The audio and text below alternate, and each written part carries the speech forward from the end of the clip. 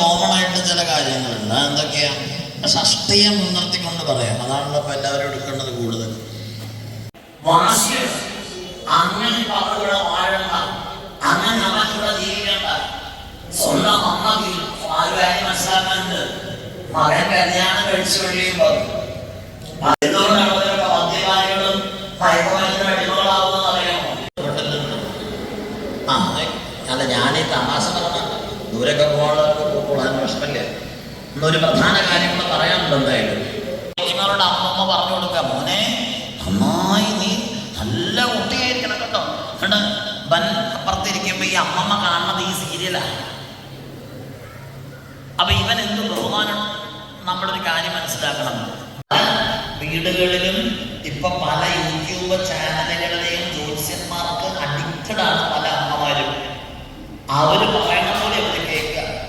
കാരണം നമ്മളിവിടെ സ്ഥലമൊന്നും പറയുന്നില്ല, കുറച്ച് മുന്നോട്ട് പോയാൽ ഈ നമ്മുടെ തിരുവനന്തപുരത്തേക്ക് പോകുന്ന വഴിയിലാണ് എൻ്റെ ഒരു സുഹൃത്തുണ്ട്. അവൻ്റെ അമ്മ എച്ചമായിട്ട് ഭർത്താവിലേക്ക് നല്ല ലേഡിയുണ്ട്. ഞാൻ അവിടെ നാളെ ആ വഴിക്ക് പോയപ്പോൾ അവൻ്റെ വീട്ടിൽ കയറിയിട്ടാണ് പോവുക. ആ വഴിക്ക് പോകുന്ന റെസ്റ്റൊക്കെ എടുക്കാലോ. അപ്പം എൻ്റെ വീട് മാറി തന്നെയുള്ളൂ. പക്ഷെ കഴിഞ്ഞ ഇടയ്ക്ക് അവിടെ ചെന്നപ്പം ഈ അമ്മയുടെ കൈ ഒടിഞ്ഞ് കെട്ടി വെച്ചിരിക്കുക. അപ്പൊ ഞാൻ അവനോട് ചോദിച്ചോട് എന്ത് പറ്റി? ഞാൻ അറിഞ്ഞില്ലല്ലോ. അമ്മ പറയുന്നില്ലല്ലോ. എനിക്ക് വന്നിട്ട് എന്തോ പന്തി കേട്ടുണ്ട്. അപ്പൊ അമ്മ വലിക്ക് അതിനകത്തോട്ട് നിൽക്കുക. കാരണം ഞാനും അവനെ കൂടി ആണ് അവിടുന്ന് പുറപ്പെട്ടു. ചന്ദ്രൻ നമ്മളെ അനുഗ്രഹിക്കാൻ ഇവിടെ എങ്ങാണ്ട് വരുമെന്ന്. അതുകൊണ്ട് രാവിലെ എഴുന്നേൽക്കുമ്പോൾ ഇടത്ത് വശം തിരിഞ്ഞ് എഴുന്നേക്കാവൂ എന്ന് ജ്യോത്സ്യൻ പ്രഖ്യാപിച്ചു. ഇത് കണ്ട അമ്മ ഇടത്ത് വശം തിരിഞ്ഞ് എഴുന്നേറ്റതാണ്. വലത്ത് ഭിത്തിയും ഇടത്ത് ശൂന്യതയുമായിരുന്നു. താഴെ വീട് കൈ ഒടിഞ്ഞു. സർവശുഭം. ചന്ദ്രനിൽ ഇപ്പൊ ഇരിക്കുക കൈ ഒടിഞ്ഞു. ഈ ജാതി ബ്ലണ്ടറുകളാണ് നമ്മൾ ചെയ്തുകൊണ്ടിരിക്കുന്നത്. ഒരു കാര്യം നമ്മൾ മനസ്സിലാക്കിക്കോളൂ, ഈ സോഷ്യൽ മീഡിയയിലുള്ള ആളുകൾ നിങ്ങളെ നന്നാക്കാനാണോ ഈ ചാനൽ നടത്തുന്നത്? നിങ്ങൾ പറയുന്നേ ആര് നന്നാകാനാകുന്നേ? അവരവര് നന്നാകാനാണ്. എന്നാ ഇവര് ഇതൊക്കെ പറഞ്ഞ് നിങ്ങളെ നന്നാക്കുന്നതിനെ കൊണ്ട് ഇത്രയും കഷ്ടപ്പെടണോ? ക്യാമറമാനെ വെച്ച് ഇത് എഡിറ്റ് ചെയ്ത് കഷ്ടപ്പെട്ട് വീഡിയോ ഷൂട്ട് ചെയ്ത് നിങ്ങൾ രക്ഷപ്പെടുന്നു പറഞ്ഞിട്ട് അവസാനം പറയണ എന്താണെന്നറിയ ഇവര് നിർത്തുമ്പോ പറയണുണ്ടല്ലോ. എന്താ പറയണേ? എന്നെ എങ്ങനെയെങ്കിലും ഒന്ന് സബ്സ്ക്രൈബ് ചെയ്ത് എൻ്റെ വനജ ചേച്ചി രക്ഷിക്കണം. ആ ബെൽബട്ടൺ ഞെക്കി എന്നെ എൻ്റെ കുടുംബത്തെ ആശീർവദിക്കണം. ഋഷി ഇങ്ങനെ പറഞ്ഞിട്ടില്ല. ഋഷി ഇതിന്റെ പേറ്റന്റ് എടുത്തിട്ടില്ല. അബദ്ധ പഞ്ചാംഗമാണ്.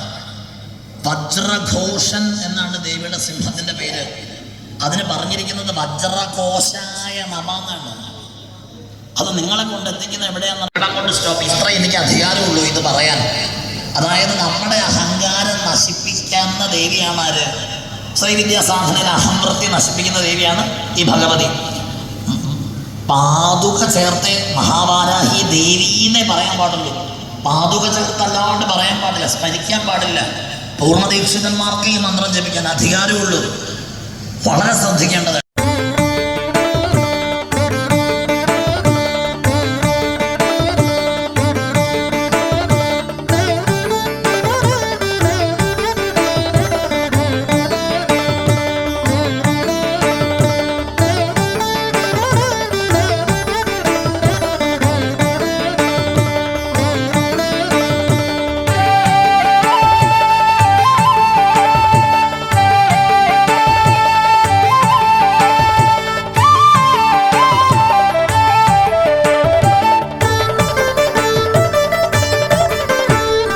ശിലയെ ശിവരൂപമായി കണ്ടു കൂപ്പിയ തൃച്ചെന്നനായി ഞാനെത്തി. ശിലയെ ശിവരൂപമായി കണ്ടു കൂപ്പിയ തൃച്ചെന്നനായി ഞാനെത്തി. കൊടിയേറ്റു സദ്യയിൽ ഭഗവാന്റെ കയ്യിൽ നിന്നൊരു പിടിച്ചോറിന്നു കിട്ടി. കൊടിയേറ്റു സദ്യയിൽ ഭഗവാന്റെ കയ്യിൽ നിന്നൊരു പിടിച്ചോറിന്നു കിട്ടി. 7.5 പൊന്നാന പണിതൊരു ശില്പിയെ കണ്ണോടു കണ്ണു ഞാൻ കണ്ടു. ശിലയെ ശിവരൂപമായി കണ്ടു കൂപ്പിയ തൃച്ചെന്നനായി ഞാനെത്തി.